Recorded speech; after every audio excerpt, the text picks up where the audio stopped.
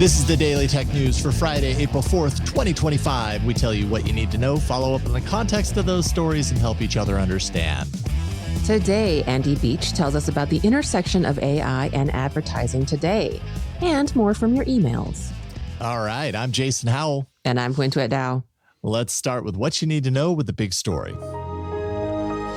Today is Microsoft's 50th birthday. I forgot to get a cake. Dang it. Happy birthday, Microsoft. On April 4th, 1975, Bill Gates and Paul Allen began the company as a venture to develop software for the Altair 8800. That was the creation of Microsoft Basic. The company name was meant to imply a focus on microprocessors, that's the micro part, and software, that's the soft part, as you can imagine. Microsoft had a major breakthrough with MS-DOS in the early 80s, with thousands of programs dependent upon it throughout the decade. That was, of course, followed by the historic launch of Windows in 1995. That was a major shift from the command line interface to a graphical user interface. That made the computing experience much more widely accessible. And I mean, we see the impacts of that every single day nowadays. Microsoft's rocket ship years from the 1986 IPO through the end of the 90s gave birth to Microsoft Word, Excel, and eventually Office, Internet Explorer, and solidified Windows as the dominant operating systems. Faux show. Real challenges came in the 2000s during what some have called the lost years. At that time, Microsoft lost its antitrust lawsuit and saw a decline in stock growth for 15 years, while also releasing important products like Windows XP and Xbox. Microsoft's rebound since then has been extraordinary, with Satya Nadella at the helm starting in 2014. The company focused on its cloud business with Azure and Microsoft 365, and more recently, its AI business with Copilot. Yeah, it was hard as I was prepping for this. I was like, what do you do on a 50th birthday of a technology company that, like, I consider Microsoft kind of synonymous with tech company, right? Yeah. They're kind of like the Kleenex of tech company 100%. When you really think about it. They've been there since the beginning. They've reinvented themselves when it was needed. They've stayed relevant and influential. And then when they weren't as relevant, somehow figured out how to make themselves relevant. You have to give Microsoft a ton of credit for being a strong model for successful technology company as it exists today. You know, I don't know what tech would be if Microsoft didn't exist. It'd be completely different. Yeah, I totally agree with you. They've definitely become part of the zeitgeist, whether you are a tech person or not. You know of a lot of things. You think of the Windows XP, lovely green background, which probably is on a lot of different computers. Like if you use computing at work at a big company, a small company, there's not a bad chance that it's Windows. And yeah, it is really impressive how, especially after the antitrust era, the public perception was not good on Microsoft. They became uncool. They became the sign of super uncool. Yeah, that's super uncool, true. Big tech, and of course, there were memes. And I'm sorry, I don't want to bring up the developer's name, but at the same time, yeah, it's been kind of like, especially the last few years, they've really, really turned it around and even given us some surprises in regards to their partnership with, is it ChatGPT that's in Bing, or am I mixing? OpenAI, yeah. Mm-hmm. So they definitely have a lot of entanglement with OpenAI in the last couple of years. Absolutely. But they've known how to just survive. And I think they've definitely turned it around. I wouldn't say that they're cool now, but they're definitely part of the conversation, and they still deserve their seat at the table. So, I mean, I think it really depends on who you talk to as far as, you know, whether they are cool now. I mean, you know, cool in the sense that like they're an up and coming new name in the world of technology, and, you know, surprising from that perspective, maybe not. But when you look at how Microsoft has turned things around, kind of the Satya Nadella era of where they're at right now, I went looking to just find, like, I wanted to find a single number that really puts a punctuation on that point, you know, that they were so far down before he took over and where they are now, some, 11 years later. Market cap for Microsoft sat at $269 billion when Satya Nadella took over in 2014. Right now, that has risen to around $2.9 trillion. And it's really hard to compare that kind of turnaround to pretty much anybody in technology. It's the scale, it's the context of the actual challenges that they faced during those lost years, especially this successful pivot that we've seen that they continue to thrive from into cloud and right now into the embrace of AI when it really mattered. I mean, they've, like we've said already, they've learned how to kind of reinvent themselves, and, they might not be the coolest tech company, whatever you define as cool, but they've certainly figured out how to stay relevant and be a success in 2025. Absolutely. Very adaptable. Jason, I have to ask you, what is your favorite version of Windows? Favorite version of Windows. It's hard to not pick XP just because I used it a lot, although 95 was pretty awesome back in the day, and I have some memories around that. But XP was the one that I probably got the nerdiest with right before switching almost full time to the Mac operating system. I used XP quite a bit. What about you? I think mine actually... So the first one in my heart was Windows 2000. I think when I was in engineering school, I got a laptop that had Windows 2000. And I think it was even whatever they called it back then, Pro or Business. So it was kind of like it felt kind of souped up and kind of, cool. I had extra. And then I think, wait, am I getting is it backwards? And XP came after 2000, right? Is that right? Yeah. XP came, what is it, 2020? Well, I can't remember when that was. Was it 21? Somewhere around there? I could be wrong on the date there, but yeah, I definitely remember XP, and I also got nerdy with it. And I also skinned the ever living daylights out of XP as well. There were like purple bubbles and everything everywhere. But yeah, I always have a. You had 5 Winamp instances. I did, scattered across your display. Yes, college was a good time. It was a good time to be nerdy and a good time to be able to play around with something like your OS settings and try to, I don't know, make computing your own rather than it be kind of this gray,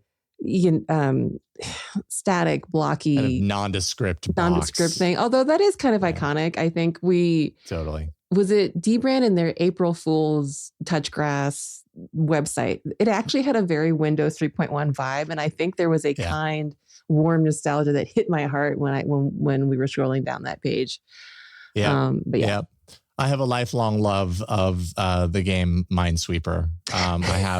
I have a version of it on my Android device that literally, like when I'm on a long flight, I play it probably more than any other mobile game. If I'm going to turn on my phone and play a mobile game, couldn't even tell you the name of it off the top of my head. It's just the button that I press to play the game that I want to play. What is it? Minesweeper something. Minesweeper Collector. There you go. Oh, wow. So anyways, that's your throwback to Microsoft. I think it'll be interesting to see their success in recent years and what that means for the future. We obviously don't know. There's still antitrust, still regulatory threats, still rising competition in cloud. So it remains to be seen. But 50 years for a company like Microsoft, I mean, worth giving a nod to, whether you are a Microsoft fan or not. You couldn't care less about Microsoft. I mean, what you do on your computer would not be what it is if it were not for Microsoft. And so I think they deserve a lot of praise and credit for that. 150%. Well, Daily Tech News Show is made possible by its listeners thanks to all of you, including Norm Fazekas, Chris Allen, Mark Gibson, and welcome new patron MJK. Oh, my welcome. Favorite letters, MJK. Welcome. Good to have you here. There's more we need to know today. Let's get right to the briefs. Intel and TSMC have reportedly reached a tentative agreement to form a joint venture aimed at managing Intel's U.S. chip-making facilities. The information reports that TSMC would hold a 20% stake with the new entity, offering its manufacturing expertise and training Intel employees as opposed to direct financial investment. The partnership would reflect a strategic move to bolster Intel's competitiveness in the semiconductor industry. Yeah, especially when the U.S. government is looking to, get U.S. technology companies performing better, and this seems like the kind of move that would really move Intel in that direction. Midjourney released V7, its first new version in almost 1 year. 1 week after OpenAI's ChatGPT 4o image update saw viral Studio Ghibli or Ghibli or whatever you call it, Success Online. The new model has a draft mode that is around 10 times faster at generating images than the previous model, with a conversational mode tied into that. That's offered on the web anyways. The new model has personalization on by default, so users can expect to rate 200 images at launch in order to build a profile prior to use. I love that. Midjourney feels like, to me, in my mind, the OG of image generation. And so, it just feels like, okay, ChatGPT had a big week. It's like no press is bad press. I don't know about that. But Midjourney was like, hey, hold my beer.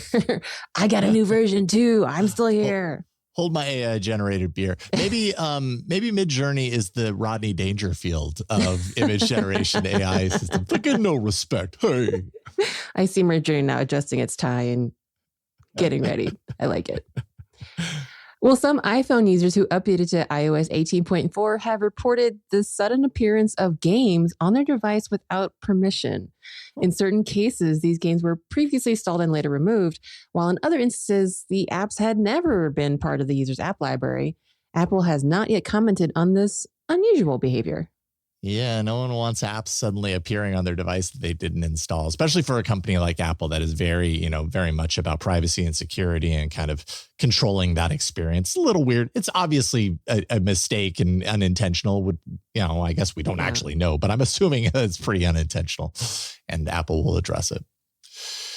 Amazon is testing out a Buy For Me button that's driven by agentic AI. And apologies in advance. There were a number of AI stories today, and there wasn't a whole lot else to pick from. So you'll get a few more than you normally do. But anyways, this agentic AI Buy For Me button is used to purchase items on third-party sites without exiting the Amazon app. Now, this is an extension of last month's test that allowed users to find and visit third-party sites through the Amazon app, but there, of course, you were doing it manually. Here, users click the Buy For Me button on supported items, verify payment information inside the Amazon app, and then the new feature will autonomously purchase that item from the third-party site. The test is available to a small number of users with plans to expand later this year. NVIDIA is confirming the inclusion of DLSS, Deep Learning Supersampling tech, in the latest Nintendo Switch 2. NVIDIA says this results in 10 times the graphical performance of the original console by first rendering games in low resolution, followed by AI-driven detail enhancement thanks to the system's dedicated tensor cores. The dedicated cores support real-time ray tracing, along with face tracking and background removal for video chat. NVIDIA's confirmation comes on the heels of a statement by Nintendo that it is pushing its April 9th pre-order date to a later date as the company assesses the impact of the U.S. tariffs announced yesterday. The June 5th launch date is unchanged.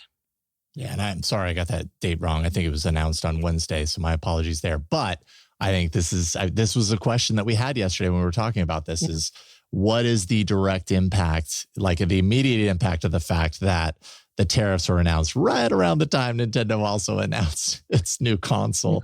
So I'm not surprised at all to see them be like, okay, let's take the foot off the gas and put it in the clutch for a little bit. I mean, again, we're not economists, but I don't know. What would it be that they have to adjust pricing, or, I mean, what other mitigation or strategy around, again, not an economist, just curious. What would they actually do? Change pricing? I don't know. I mean, if pricing, if pricing of all the parts and components jumps as much as it seems like they would, depending on how much, kind of foreign technology is being used, or where that technology is coming from, and then the import cost, because it's obviously Nintendo is not a U.S. company necessarily, but certainly it's going to be impacted. I am also not an economist, though, so all I can do is say we will wait and see. That lovely saw from podcasts. College students in the U.S. and Canada can get a free subscription to ChatGPT Plus, normally $20 per month through the end of May. So if that's you, get in on it. This comes one day after Anthropic launched its own partnership with a select number of schools called Claude for Education. Anthropic's approach does differ in that it places emphasis on a learning mode that actually walks students through Socratic thinking in place of kind of revealing direct answers. And I think the OpenAI is kind of modeling this as get more done in less time, certain thing type of thing. So they're definitely different approaches, but both aimed at college students. I think it's really good strategy to kind of make, again, I always feel like there's so much room for improving adoption by doing academic pricing, student pricing. And in fact, that was actually one of the things that endeared me to Microsoft. Again, when I was a student, I had my Microsoft 2000 laptop. I got student pricing on, I guess, Windows Office back then. And so it was always just like, well, it's nice that I can use this for a reduced price. Thank you, Microsoft. Yeah. As they say, like get them when they're younger, as far as using your products, right? Get them using your products earlier, and they create habits around that. Absolutely. And so that's an example. Well, on that note, we got one more Microsoft story for you, because Microsoft launched the Windows 365 Link, a $349.99 mini desktop designed for businesses to connect to its Windows 365 cloud service. The modernized thin client allows for virtual Windows PC access over the internet, making it ideal for remote work. It's powered by an Intel N250 processor, 8 gigabytes of RAM, and 64 gigabytes of storage. The new machine is available in select countries and sold through Microsoft's commercial channels rather than direct to consumers. Yay. Too bad there's not like a ribbon on it that says, yay, for 50 years, here's your new thin client. I'm not a marketing expert either, by the way. I would like that, though. It would be very festive. Well, those are the essentials for today. Let's dive a little deeper in the ongoing stories and follow up. We hear so much about AI. Would you agree? Well, we also hear a lot about how AI will affect industries. And as much as you don't love advertising, you gotta admit it's an unavoidable part of all of our lives. And Tom Merritt checked in with Andy Beach to find out how AI tools are being used in the world of advertising and what that might actually mean for you. Andy, man, thanks for joining us again. Yeah, good to see you, Tom. Yeah, I know a lot of people are like, I don't care about ads, but we're going to explain something that's interesting in the industry and also will probably have an effect on what you see around you. What's the story about? Yeah, absolutely. You know, advertising is a big part of the media industry, whether we like it or not. And AI is going to impact it the way that it is impacting all the other parts of the business. This was a fascinating one because this is really a story about a pretty respected name, creative agency RGA. Currently has been owned by a larger marketing company called IPG. IPG is in the midst of merging with Omnicom, and as part of that, they decided to sell off RGA. It has been part of that business, I believe, for like the last 23 years or so, even though it goes way back beyond that. As part of this sort of shift, they are taking this opportunity to really pivot to sort of a big AI investment. They see AI as the future. And so they're creating a $50 million innovation fund to drive the sort of the both the research and the implementation of what creative capabilities are possible using Gen AI in the advertising space. And so a big respected ad agency getting some independence is causing it to take more risks. Yeah, that's what that story sounds like to me. Absolutely. And they want to really think about how this goes into the people they hire, how they train to use it in the space. It might change the products, or it might even change the kinds of deliverables that they're ultimately going to have out there. So they want to really approach it. And some of the thinking that's going on here that I think will have an impact for how we do it is we really notice advertising when it's annoying and clunky. When it's working, we don't mind it, and we don't even really see it. It's just there. Sometimes we don't think of it as advertising. Right. It's just subtext, like and it's just there. And I think if they can strike a balance between how they can use AI to drive both a personalized experience, but also a creative experience that goes beyond just that bumper or that clunky commercial insert that we have, there might be a new thing that can come into being that doesn't feel as intrusive, and then we don't mind it as much. And that's really brands ultimately, I think they're looking to find the audiences that like their material, but also are attached to certain properties or certain shows. And this might give them a ramp to do that without it feeling intrusive. How does that manifest though? Because I think a lot of people, when they hear this, they think, oh, so it's going to be like Sora creating a commercial and, there'll be a bunch of six-fingered people walking around. Like, that's not what we're talking about, right? Yeah, no, it's pretty advanced. I think the way they're thinking of it. And again, there's multiple different tracks.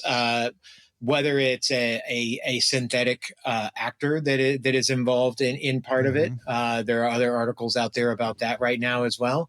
Or it could be something as simple as having the right version, like shooting a commercial once, but having the right localized version of that Coke bottle or that Pepsi bottle in every country that's there, so that you can repurpose a commercial easily, but it feels authentic to your region and your area because you're seeing the version of the brand. You're not just seeing a repurposed U.S. commercial or a repurposed British commercial. So the one in Seoul has Hangul on it. The one in Russia has Cyrillic on it, et cetera, et cetera. Exactly. And sometimes even the brands are totally different. Sometimes in different countries, the Coke isn't really a Coke. It's a lemon flavored soda or something else that's the more popular one. And so maybe they substitute that in.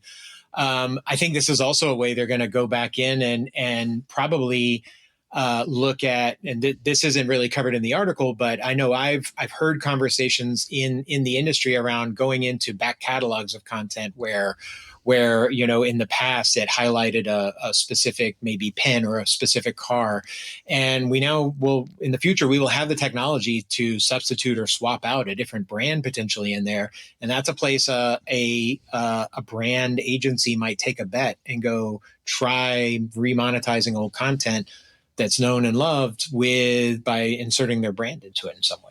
Are we talking about product placement where I watch an old episode of something and the car the person's driving is different? Or the cereal that's sitting on the kitchen table is different. All of those things are an area where those placement pieces are a part of a marketing campaign that they think about for this type work. And so I'm sure that's on the table as part of what they're speculating about. What I love in this story is the fact that they're taking a pretty inclusive approach. They're not just firing off one or two ideas and saying this is explicitly what they're doing. They're setting up a fund. They're going to go work with startups that are ahead of them. They're going to go find other agencies to potentially partner with, and they're going to find brands that want to be aggressive about thinking about how they go tackle a specific slice of the attention economy, really.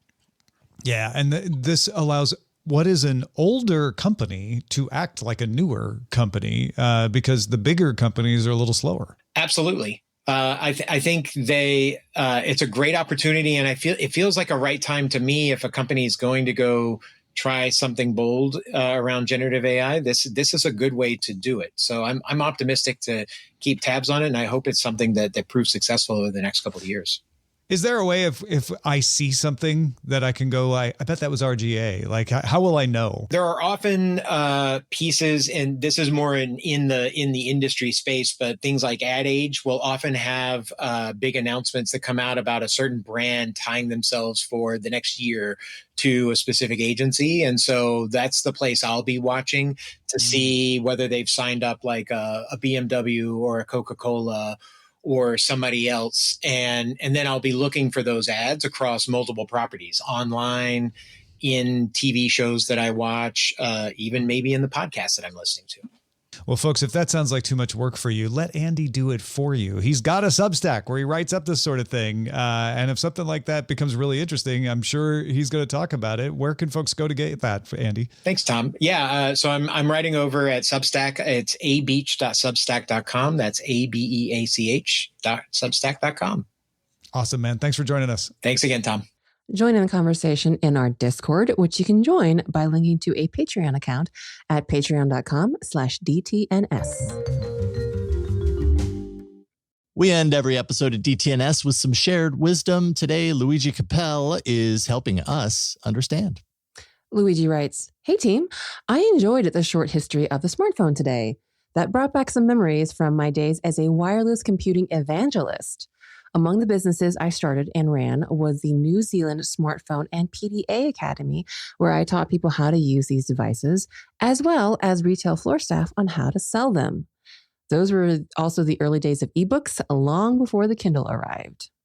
Luigi also shared a photo of some of his early smartphones, the HP iPac, the Kyocera Palm phone, and the Google One. Google One. Yeah, I think he mentioned, the photo is of the T-Mobile G1, but he referred to it as the Google One. And I saw that. I'm like, oh, that's an error. But then when I started poking around, there are some articles from back when the T-Mobile G1 released where they were saying, and I don't know if I couldn't find any direct reference from like T-Mobile or Google or whatever saying the G stands for Google.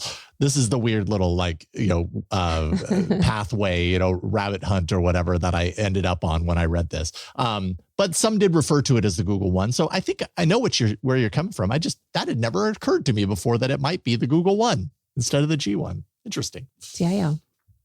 Yeah. TL. Today I learned.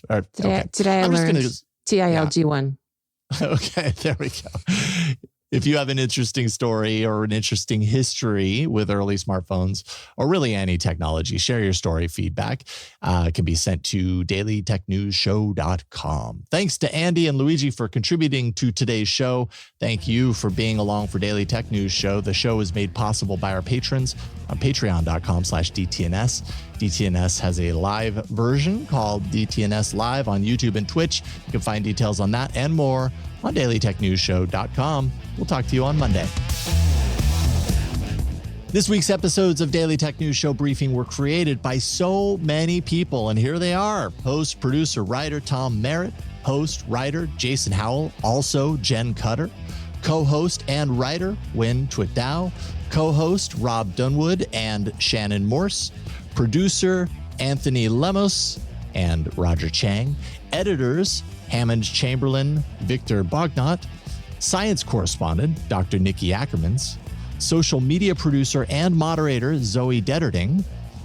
We, of course, our wonderful mods, Beatmaster, W. Scottis 1, BioCow, Captain Kipper, Steve Guadarrama, Paul Reese, Matthew J. Stevens, aka Gadget Virtuoso, and JD Galloway. We've got our mod and video hosting by Dan Christensen, music provided by Martin Bell and Dan Luters, art by Len Peralta, Acast ad support from Tatiana Matias, Patreon support from Tom McNeil, and guests on this week's shows included Molly Wood, Nate Langston, Richard Gunther, Kim White, Scott Johnson, Veronica Belmont, Chris Ashley, and Andy Beach. And thanks to all our patrons who make this show possible. The DTNS family of podcasts, helping each other understand. Diamond Club hopes you have enjoyed this program. This show is part of the Frog Pants Network. Get more at frogpants.com.